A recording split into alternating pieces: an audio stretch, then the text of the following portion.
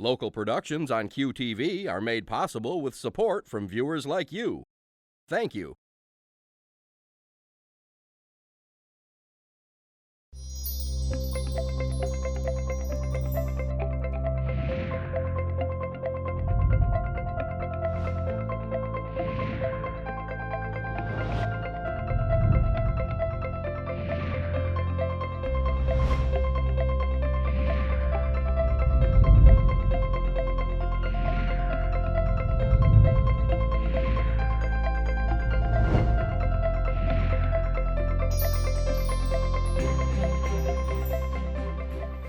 Hello everyone, welcome to Junia Doan's The Spark.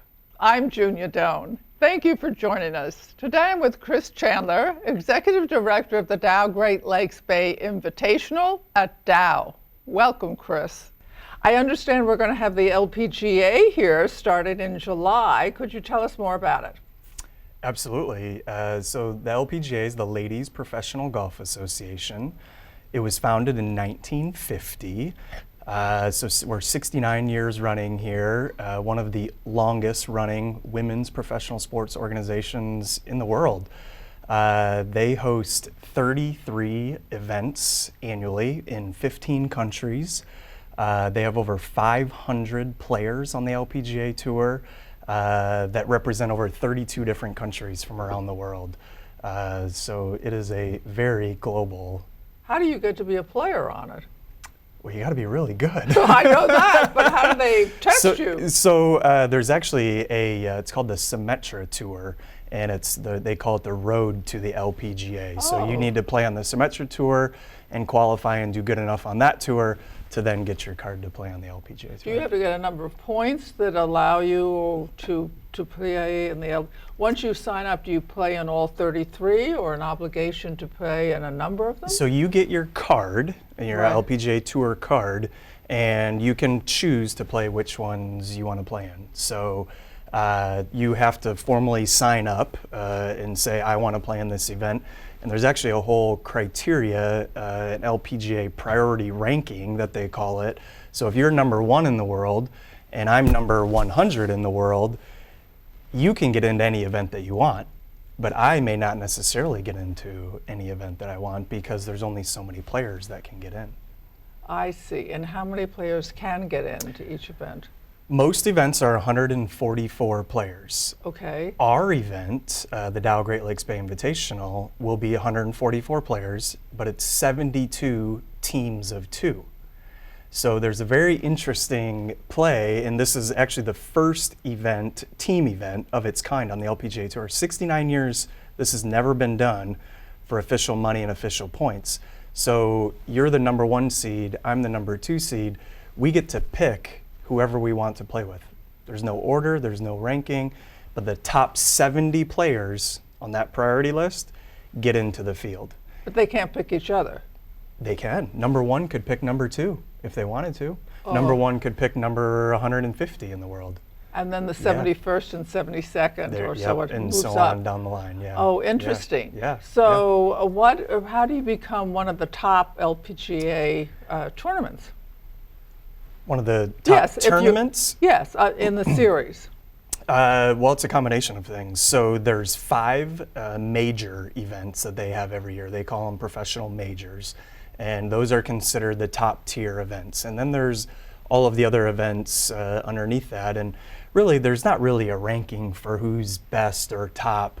They all have different purses, which is the dollar amount that the ladies will play for. At our event, that amount is $2 million. Sounds like a lot. It is a lot. We're at $2 million. We're in the top 10 of all LPGA events. So yeah. I see. And how do you divide that up? There's a percentage that the LPGA goes with. I think the winner of our event will share, I think it's $465,000. That's considerable. Yeah. Yeah, that's a lot of money. Why did you go to 2 teams? Well, honestly, it stemmed from Dow. We're the title sponsor at Dow, and our ambition is to be the most innovative, customer-centric, sustainable, and inclusive materials science company in the world. And so when we partner with somebody, especially like the LPGA, we say, hey, We're an innovative company. We want to do something different. Oh. We took this proposition to the LPGA, to Mike Wan, the commissioner, and said, hey, we want to do something different here, Mike. What do you think of this team format? This would be completely different. You've never done it before.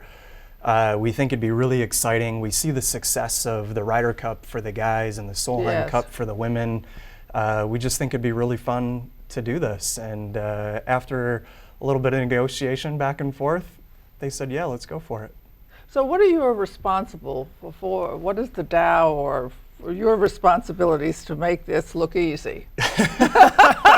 Yeah, that's kind of a lot. I know, but just give us a flavor, maybe more than a flavor. Yeah, so my job at Dow is to oversee everything that happens with the event. So we've hired a sports marketing company called Octagon. They're a global sports marketing company. They manage 9 other professional golf tournaments every year. So they know what they're doing in the logistics and operations space with managing golf tournaments. I know Dow, I know what our big vision is and our objectives and strategy that we want to get out of the event. And so I'm working with Octagon on a daily basis to make sure that we're achieving the vision and the objectives of this event. And what are the visions and objectives?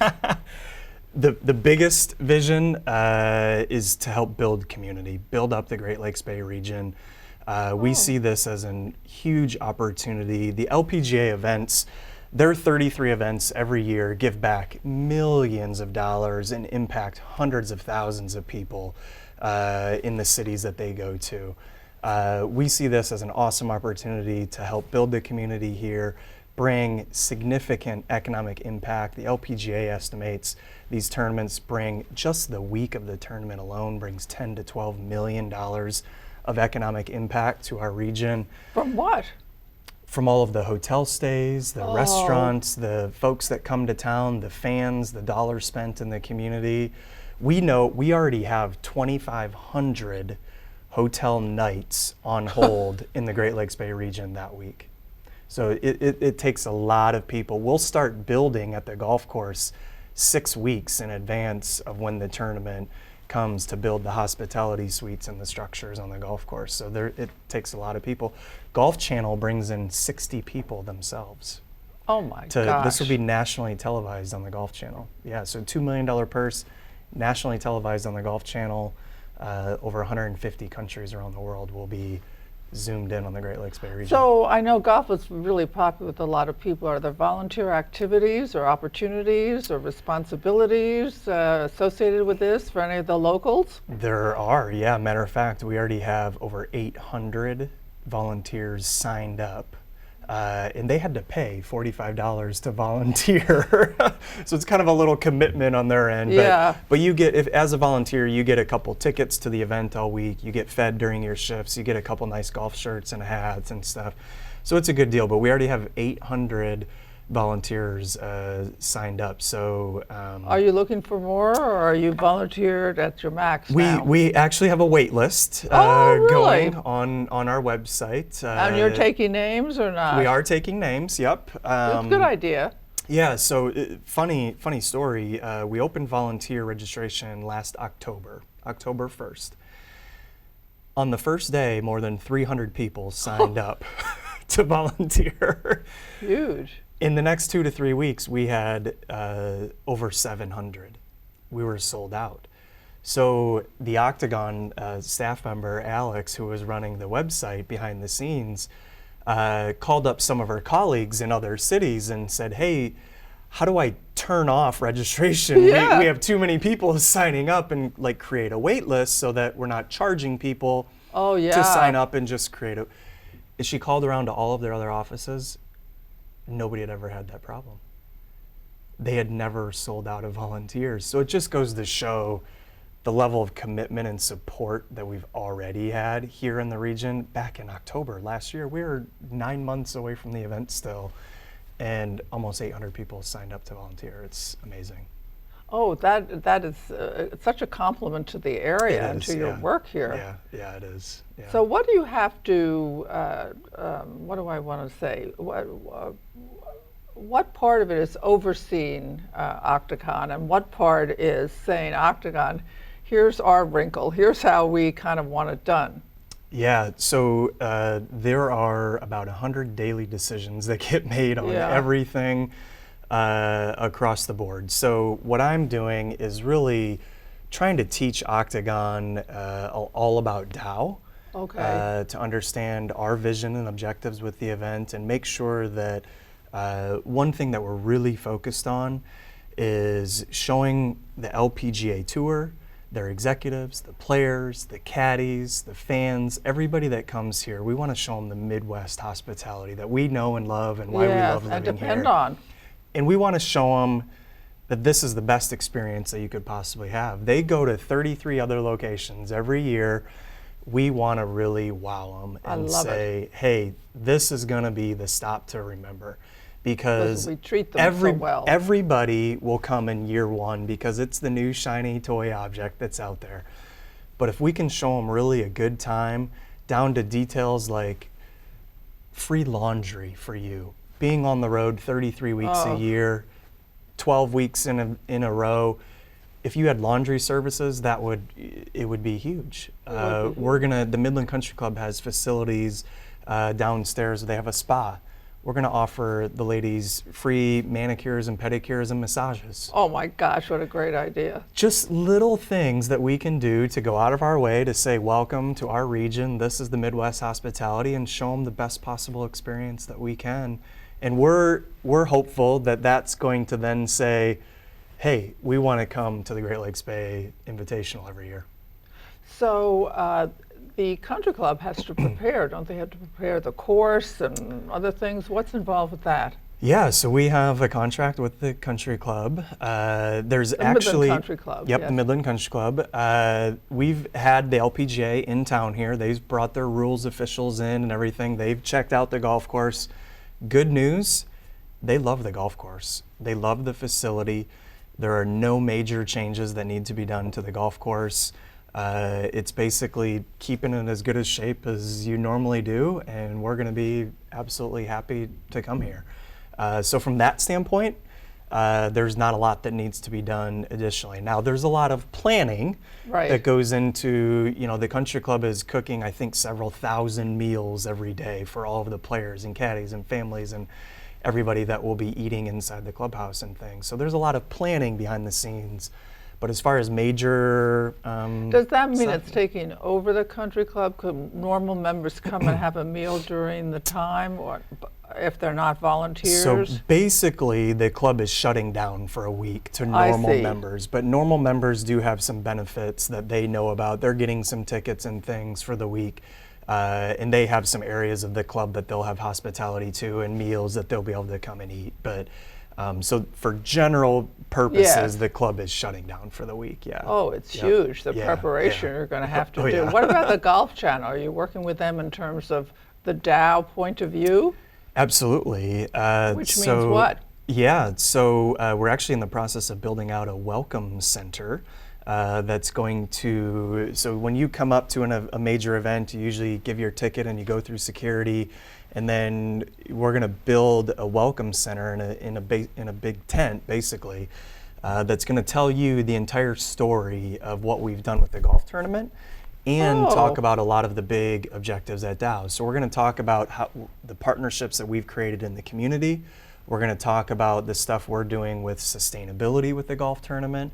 We're going to talk about a lot of that stuff through the welcome center. So we're going to showcase some Dow technologies and products in there and our innovation. So it's going to, as you go through, it's going to tell you the story of the event, but also the story of Dow and who we are and what we stand for. And so, working with Golf Channel, yes, we intend to bring them through that welcome center so that when they're on TV broadcasting our event, they understand who Dow is, who the region is, why we did this event, and why it's important to the people in the community here. So that's the story side of it, but then we've also already had Golf Channel here to do all the logistical side of it. So they've already come in and told us that they want TV towers behind 10 green and 11 green and all of these spots where they want to, actually film the event. we've already know a location where their broadcasters are going to be sitting, and when you see the camera on them coming down, it'll be overlooking the 18th hole in the clubhouse there. Oh my gosh, there. how and gorgeous. yeah, so there's a lot of details with Golf Channel. But so it's almost like the city and everybody is like pulling together on this. oh yeah, there are matter of fact, we already know that we have over 200 partners just in this region with the event. So that's nonprofits, businesses, restaurants, printers, all of the companies that it takes to put this on. We are already over 200 partners just in this region that are taking to what put this about the on. T word, traffic? Traffic, yes. Well, what are So you thinking in that direction? We have a very detailed parking plan. Yeah. We're thinking, it's not completely final yet, but it looks like general spectator parking will be down south of Dow Diamond. We also have the Midland High School that we're using for so some you're areas having for a shuttle parking. service or Yeah, something. so yep, the only people that will be parking on site are a very few Golf Channel folks for their booth and what they need to do, and then mostly the players and the caddies. Now, when the Golf Channel airs it, is it live and is it for a certain number of hours? What's the plan? Yeah, so a couple days are live and a couple days are tape delay, and it all just kind of works into their master schedule of everything that they have going on. So for the most part, it's 2 to 3 hours each day. Oh, that's a lot. Yeah. That's a compliment. Yeah. And to build on too. Absolutely. Oh my! Absolutely. What are you going to do about the weather? Well, we're going to do a lot of praying. The big man upstairs has got us covered.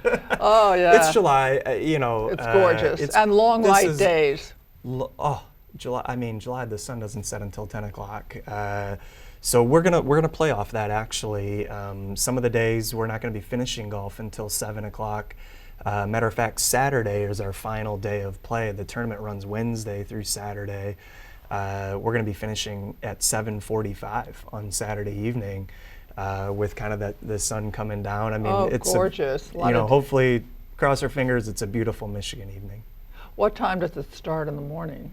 Normally? Every day is a little bit different. So Okay. Wednesday and Thursday, for the most part, it's going to be 7 a.m. to 6 or 7 p.m.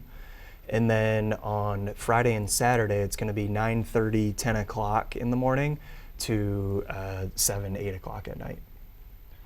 Do you have other fallback plans in case there is weather? Yes, so they build in some times there on either end, so that if it rains on Wednesday, for instance, they'll play a little longer on Thursday. And so very forth. experienced in all this. What have you had to learn? Yeah, go on, tell me. Oh my gosh, I have learned more than I could ever imagine. I mean, I've been in the events world for 15 years, so I've been planning events. I did events before my time at Dow with General Motors all across the country. But putting on a golf tournament, there's a lot to learn. It's a lot of logistical details. Yes. I think the most rewarding part is getting out in the community and forming those 200 partnerships that we talked about, and seeing the excitement of folks wanting to get involved, and just everybody we talk to just can't wait for it to be here. That's really the fun stuff, and a lot of money and a lot of charitable impact stuff will be going back to community. That's nice. Which is outstanding. So we'll have some numbers closer to the event and post-event that we'll be releasing, but it's a huge impact on this region, those are the fun ones. You know, one example is we're partnering with Junior Achievement in the Great Lakes Bay region, and they are putting together a 4 business golf, FORE, playing off 4 in golf, competition for high school kids to compete basically for a glorified lemonade stand. And so what their idea is, they've got to come up with a beverage or a food item that they would want to sell on site at the event. They've got to create a business plan behind it, the marketing plan, all the financials and everything, and put this together, and they're going to compete. There's going to be a competition in each of the 4 counties in the Great Lakes Bay region. So Bay, Saginaw, Midland, and Isabella. one team from each of those counties is going to get to actually sell their Oh, product I love it. on site at the event one day. So Bay will be Wednesday, Midland Thursday, Saginaw Friday, Isabella Saturday. They'll be part of the concession program where they get to sell their product, and then any revenues that they make go back to the Junior Achievement Program at their school. Spectacular. That's the fun stuff. Yeah, it is the fun. I mean, you just can't Change lives that way. Yeah, and we teach kids about business and marketing and selling and being responsible, and I mean, that's the stuff that's a win-win-win for everybody. For everybody. Yeah. Oh, I'm so really glad you're having this opportunity personally.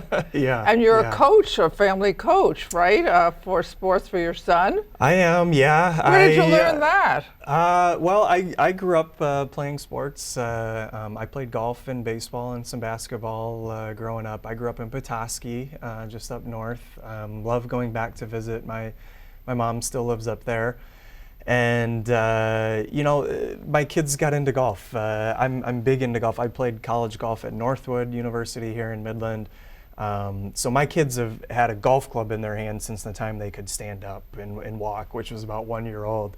Oh, really? Yeah. So I figure, Graham is really into baseball now, and I figure, hey, I'm going to go to all the practices and games anyways. I might as well help coach. I mean, I played through high school baseball, and I know all the fundamentals of what it takes. So why not volunteer? And to be honest, they need volunteers too. Yes. And so. What's the time commitment for something like that? Well, right now it's 3 nights a week until the end of April, and then we have our games, which are 2 nights a week. Through the middle of June, and some coordination on the back end, getting the parents, all the schedules and jerseys and all that stuff. But I enjoy it, and Graham likes playing. And every year I ask him, I say, Graham, do you like having Dad as your coach? Yeah, really. Because I just want to make sure, that and he says, yeah, Dad, I love that you're my coach. So what a compliment to you. That's enough for me right there. So how do you teach a young person golf? A 2, 3, 4, 5, 6, 7-year-old golf? You know what? You put a plastic club in their hand, you show them how to hold it a little bit, and you just teach them to go like this, and you put a ball in front of them and let them go. It is that simple.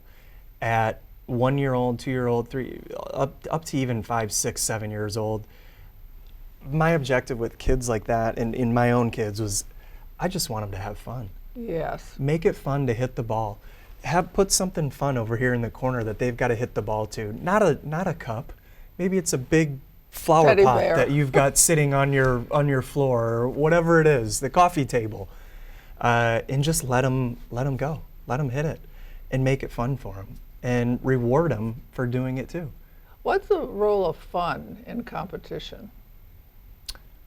I think it's very important. Matter of fact, when I teach my kids baseball, there's 3 rules that I talk about up front. Matter of fact, we just had our first practice last week, and I sit all the kids down, and I sit all the adults down separately as well, and I say, parents, these are the 3 rules that I'm going to give to the kids, and this is what I think we need to live by when we're playing baseball as a team here. Number 1, I want the kids to have fun. Plain and simple. If they're not having fun, what's the point? We can be competitive, we can win games, but if nobody's having fun, what's the point, right? We're here to. So number 1 is have fun. Number 2 is I'm going to ask them to always try their hardest. I don't care if you can't hit one ball all year long and you've got to hit off the tee. I'm okay with that. But you know what? As long as you're trying your hardest and the other kid can hit it into the outfield every time, we're going to try our hardest. And then I say number 3, we're going to learn a little bit about baseball, and we're going to try to get better. Love it. And that's the rules. Have fun, try your hardest, and let's learn a little bit about baseball. And I tell you what, Get better. For me personally, even being a coach, this is the 4th year now that I've done it. I love seeing the progression of kids from the very beginning to the end, and even at basically T-ball league at 4 or 5 years old. they were starting to make outs and throw it to the right base. And, you know, at that age, it's just, where's first base? You know, you got to get to the basics. Yes, you know? do. You have a lot of enthusiasm. Is this a family trait? It is, yeah. I probably got that from my dad. Yep. Who was yep. like what? He was just very outgoing, friends with everybody, an entrepreneur, businessman, always the life of the party, wanted to experience life and do things. You know, he was the one that would take us on trips, you know, to the UP, going camping and different things. So he was definitely, yeah, where I got the enthusiasm and personality. Someone taught you methodical thinking, though. See, that's my mom. What happened there? So my mom and dad, they were actually only together for less than a couple years, and then they went their own ways and both got remarried. And I grew up with my mom, but my mom is the analytical one. She had me working on spreadsheets by the age of 8. Helping her do work that she was doing with her work up north. So, yeah, I got hopefully 2 good attributes there on both ends. Yeah, really remarkable. Yeah, well, thank you, Chris. yeah. So anyway, we've learned a lot here that I want to just summarize and share a little bit. Firstly, it's sort of what we're ending on: enthusiasm and carefulness. Be thorough in what you do. Be able to follow detail. Pull people together by his 3 rules for his team, but you could use it in life too. Have fun, try your hardest repeatedly, learn the rules and try and do it better each time. And so that's really a master thing. He has a huge job, especially for the first season. There's a lot of work where there's no experience. So partly that, it makes you, when you have to stretch in life, you get to be a bigger person. You mess up sometimes, but you also have the chance for originality and creativity and the satisfaction of working full out. And there's a great satisfaction, I think, in that. And you would, I know, agree. He's got great people already. He's conceptualized bringing everybody in, 200 organizations from junior achievement across the scope of things. So we want to send you out. Remember, I'm always about kindness. Do something kind for someone you know, someone you don't know, and repeat it tomorrow. But here's an additional thing. Be enthusiastic. To contact Junia, send her an email at juniadonsthespark@gmail.com. For more information, program schedules, and news about future guests, go to www.juniadonthespark.com. Thank you for joining us. See you next time on Junia Doan's The Spark.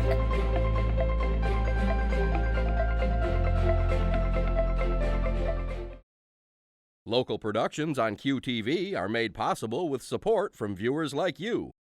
Thank you.